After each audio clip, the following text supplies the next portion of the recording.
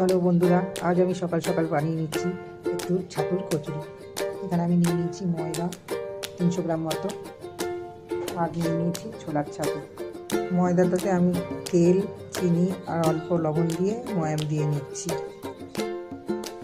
এর মধ্যে একটু দিয়ে দিলাম কালো জিরে, একটু দিলাম নুন, একটু দিয়ে দিলাম জোয়ান, গোলমরিচের গুঁড়ো, সামান্য একটু চিনিও দেব।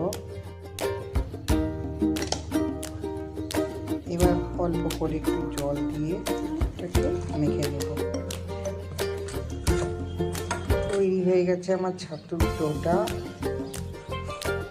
এবার আমি এই ময়দাটার থেকে ছোটো ছোটো করে লুচির মতো লেচি কেটে নেব, তারপরে এইটা গোল করে বানিয়ে নেব। তৈরি হয়ে গেল আমার সবকটা গোল্লা।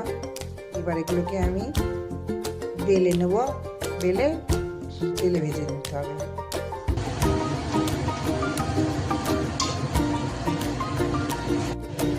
কড়াইতে আমার তেল গরম হয়ে গেছে।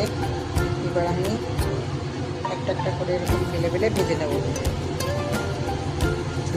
এইভাবে আমি সবকটা কচুরি ভেজে নিলাম।